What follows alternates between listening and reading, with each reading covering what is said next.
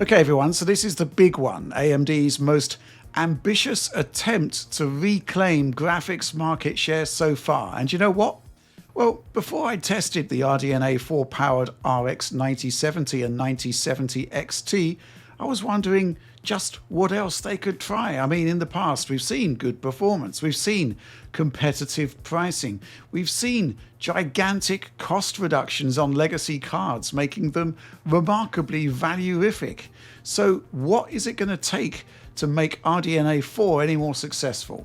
Well, there's still going to be a mountain to climb in terms of mind share, I guess, as the Nvidia brand is so dominant. However, going into this one, I think we needed two crucial elements in the RDNA 4 package: a viable alternative to DLSS and much improved ray tracing performance.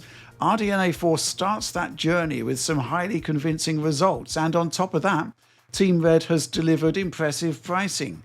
So I think out of the two cards, the XT is the one to have, and the cards we're testing today are the Sapphire Pure models, in white no less. These are large, quiet, well-built cards with factory overclocks. They're also more expensive than MSRP.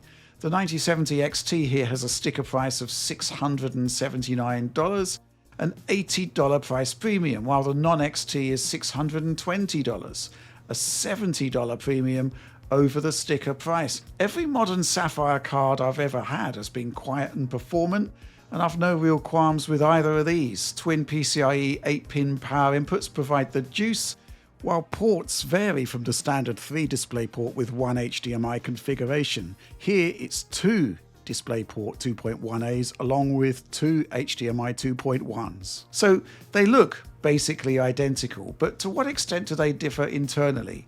Quick look at RDNA 4 specs then, and it's all pretty straightforward. The 9070 has 56 compute units up against the full complement of 64 within the XT model. A boost clock of 2.54 GHz on the non-XT up against 2.97 GHz on the XT shows quite a divide. But as you'll see shortly, the gap on these Sapphire models is much tighter. Sapphire seems to have taken the non-XT's boost clock up to 2.7 GHz, which is not insignificant, while a small bump to just over 3 GHz on the XT won't have that much of an impact. The power differential is certainly wide though, based on the reference specs. 220 watts on the non-XT up against a curiously specific 304 watts on the new AMD flagship, but expect those to go higher on these Sapphire models. Both cards get 16 GB of memory, surfaced by a 256-bit memory interface. There's no GDDR7 like Nvidia. AMD is sticking with G6. Let's kick off with a look at power consumption on these Sapphire cards, clock speeds and some performance numbers up against their immediate Nvidia counterparts. Kicking off with Black Myth Wukong here, BMW, we're seeing that 9070 XT is knocking on the door of 5070 Ti performance. Based on this sequence, 91% of the 5070 Ti's frame rates, but requires 33% more power to do it. That's a remarkably high 6.3 joules per frame against Nvidia's 4.3 joules per frame. On the 9070 non-XT, power drops significantly and performance across the whole bench is similar to the vanilla 5070. But AMD requires 13% more power to achieve pretty much the same result. 5.4 joules per frame on non-XT versus 4.8 on Nvidia. Clock speeds across the board here are in the 2.7 GHz range, with the exception of 9070 XT, which runs the gamut from 2.8 GHz to just over 3 GHz, depending on content. Hitman, with no ray tracing active, tends to favor AMD architectures, and here the 9070 XT beats 5070 Ti by around 5%, but to do that, it's requiring 16% more power. 2 joules per frame from AMD versus 1.8 on Nvidia. So the impression so far is that for AMD to get competitive with Nvidia on the higher end, a good deal more power is required. The situation in this game is much rosier on the non-XT though. It's 21% faster than the vanilla 5070 and requires just 2.6% more power. 1.7 joules per frame from AMD up against 2 joules per frame on Nvidia. Interestingly, clock speeds are much lower on this title, with the XT only rarely moving above 2.8 GHz, with non-XT about 150 MHz slower. Switching over to Hitman, similarly maxed, but this time with all RT features enabled. The 9070 XT has around 94% of the performance of the 5070 Ti, but requires 27% more power to get there. So I'm continuing to get the sense that AMD pushed the XT really hard to get it as close to Nvidia as possible. 4.2 joules per frame from the XT versus 3.1 on 5070 Ti. Again, the situation flips on the 9070 non-XT, beating 5070 by 13% in frame rate terms, but it is using 10% more power. 3.5 joules per frame up against 3.6 on Nvidia. Looking at a game that does actually favour Nvidia, Dying Light 2 here sees the 9070 XT only delivering 82% of 5070 Ti's performance and requiring 20% more power to do so. I'm measuring a remarkable 10.4 joules per frame on the XT versus 7.1 on the Ti. Next up, the 5070 versus 9070 face-off.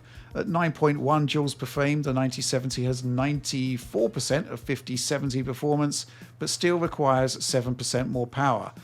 That brings in Nvidia around 7.9 joules per frame. Also interesting to note here is that this heavy RT workload has sent GPU core clocks on RDNA 4 tumbling. Ultimately, it's difficult to avoid the sense that AMD's pushing the XT really hard to get close to the Ti's level of performance, while non-XT is more efficient, more competitive in that sense with the 5070. So at this point in a GPU review, we crack on with benchmarks, right? But we've also been quite vocal about how relevant they are beyond a raw apples-to-apples hardware test, in a world where software, where upscaling is becoming more important, more crucial, and where Nvidia has held a big advantage for getting on for 5 years now. But at CES, we saw FSR 4, and we were impressed, seriously impressed. And on the channel now, we have a first look at the final version of the technology. And it's really good, really good. Perhaps not up to DLSS transformer model quality standards in all respects, but markedly better than DLSS 3 in key scenarios. So I do recommend checking out that video, and we'll have a more detailed analysis further on down the line. And so with that crucial question answered for now, it's time to look at that hardware performance via benchmarking. Apples to apples it is, but obviously there are differences in the feature sets of both cards. Also, as with any benchmark, don't take these numbers to mean that GameX runs at FPS Y for the whole duration. It's all about the performance differentials at matched settings with a view to establishing some kind of hierarchy here. AMD calls these products 4K cards at 1440p pricing, so we'll be using 4K as the primary resolution choice, but if you're into maxing out, 1440p will be the better choice overall for all cards tested here, and we have all of those numbers and more in our accompanying Eurogamer review, complete with those interactive bar charts. So looking at Avatar Frontiers of Pandora first of all, well, a fascinating result. Between the fastest and slowest cards, 5070 Ti and 5070 respectively, there's a 30% differential. 5070 Ti obviously comes out tops here, but delivers just a 6.6% increase in performance over the 9070 XT. The non-XT has 91% of the XT's performance, while beating the 5070 by 11%. Yes, this is a weaker game for Blackwell, but it's rare to see Nvidia being beaten by AMD in a ray-tracing title at the same price point. Now let's take a look at how RDNA 4 compares to higher-end RDNA 3, and the results are intriguing. 7900 XTX here is top of the pack, commanding an 8-point lead over the 9070 XT, rising to almost 19 points clear of the non-XT. The 7900 XT, bound to be heavily discounted at this point, beats out the 9070 non-XT by 3 points, while the 9070 XT is 7% faster than the old XT. Cyberpunk 2077 with Psycho RT active now, otherwise running fully maxed out. This is a game tooled for Nvidia hardware, and it shows with the 5070 Ti streets ahead of the 9070 XT to the tune of 24%. There's a 16% gap between 9070 non-XT and the XT model, but it's perhaps no surprise to see that the 5070 does inch ahead of 9070, though the 5.6% gap isn't exactly huge, right? AMD's RT enhancements for RDNA 4 are clear to see in the gen-on-gen comparisons. Well, I say gen-on-gen, but this is high-end RDNA 3 versus mainstream RDNA 4, of course. Both cards beat XTX and XT. 9070 XT beats out XTX by a remarkable 24%, while the 9070 non-XT also has a 24-point lead, this time over 7900 XT. Dying Light 2 next, and we've had a preview of that already, but the 5070 Ti keeps up its impressive RT advantage with a 21-point lead over 9070 XT, which itself offers up a 14-point advantage over the non-XT. In this one, the 5070 has a 6.6% lead over non-XT. An interesting note on this particular benchmark though, the first half is considerably more detail rich, and Nvidia actually widens the performance differential in that part, with AMD making up for lost ground in the secondary, less detail intensive area of the sequence. Meanwhile, an interesting spread looking at RDNA 4 versus RDNA 3. 9070 XT does beat the older XTX, but only by around 2.5%. The non-XT can't beat the XTX here, but it's 6.5% clear of the 7900 XT. F124 next, Bahrain in the rain, all settings maxed, RT features fully armed and operational. Interesting stuff here, I noted a deficiency in performance on 5070, so the ramifications versus RDNA 4 are intriguing. RTX 5070 Ti and 9070 XT jostle for position at the top of the table, but ultimately by the time the bench ends, both have the same result. That also means that the 9070 non-XT shines. It commands a 16 percentage point lead over the RTX 5070, which doesn't quite make it to the podium on this one. It's a game that performed surprisingly well on RDNA 3, so perhaps no surprise that the percentage gains are relatively small. The new XT is just 6 points to the better against the old XTX. However, the groupings are tight, so the 7900 XT is beaten by the new non-XT to the tune of 5%. May come as no surprise to learn that there's a 14% differential between the two new AMD offerings. Hitman World of Assassination really is a tough workout, so a really good apples-to-apples test between Nvidia and AMD. 5070 Ti still wins, but it's a 4.8% lead, which will surely ruffle feathers within Team Green, bearing in mind the price differential. By extension, that's bad news for the base 5070, where the non-XT beats it by just over 10%. Looking at prior generation high-end RDNA 3, both the 9070 non-XT and the XTX have a 14 to 15 point advantage over 7900 XT, which is pretty impressive. Non-XT matching last-gen XTX. In turn, that gives the 9070 XT a 15 percentage point lead over the old AMD flagship, and that's pretty good going, I'd say, bearing in mind the price cut you're getting from the XTX to the new XT. In this demanding test, I'm seeing a 16-point difference between the two RDNA 4 cards, in favour of the XT, of course. Very similar to Hitman, Indiana Jones and the Great Circle also shows very impressive numbers for AMD. 9070 XT is beaten once again by the RTX 5070 Ti, but will you actually miss that extra 5.3% of performance, bearing in mind the price differential? This time, the new XT only outscores the non-XT by around 10%. That's strong performance, which extends to the cheaper AMD offering, beating the 5070 by 13%. Looking at the second group test, RDNA 3 versus RDNA 4, it's no surprise to see the 7900 XT at the bottom of the pile. XTX beats it by 14%, with the new XT inching ahead of that ever so slightly. This leaves 9070 XT in champion standing overall, 16% ahead of XTX, 15 points clear of the 9070 non-XT. Let's move on to Metro Exodus Enhanced Edition now, the first AAA game that required a GPU capable of hardware-accelerated ray tracing, and another game that has typically underperformed to a certain extent on Nvidia's Blackwell architecture. As it does here, actually, where the RTX 5070 musters a paltry 1.7% performance advantage over RX 9070 XT. That spells trouble, of course, for the vanilla non-TI RTX 5070, where the 9070 non-XT powers ahead with a 13.5 percentage point advantage. I mean, this is an older catalogue game where there is DLSS support and where there is no FSR or XeSS alternative. But even so, as a test of ray tracing prowess, the klaxons should be going off at Nvidia. So how far has AMD come? Well, Metro was developed to run nicely on RDNA 2 consoles, remember? And it did hold up on RDNA 3.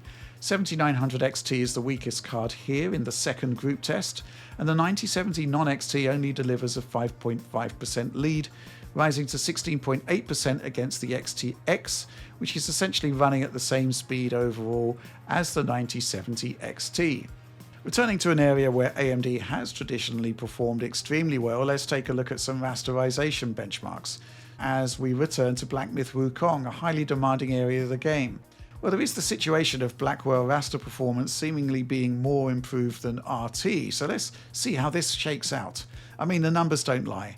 5070 Ti has a 10 percentage point lead over 9070 XT, but this time the non-XT and the RTX 5070 perform much the same across the duration of the benchmark. XT versus non-XT? Based on this snippet of action, the higher-end AMD card has an 11-point advantage. On the second group test, I'm seeing very similar performance across the entirety of the benchmark when we're comparing 7900 XT against 9070 non-XT. Meanwhile, XTX is emerging as the victor overall, though it's just a 3% lead over AMD's new mid-range flagship, the 9070 XT. Forza Horizon 5 next, and a similar rasterization story. A 10-point lead for the RTX 5070 Ti over the 9070 XT, while the non-XT does beat the vanilla 5070, but it's a mere 3-point advantage. Focusing on the new cards, the XT is faster than non-XT, as you might imagine, but the gap is just 5.3% based on other results.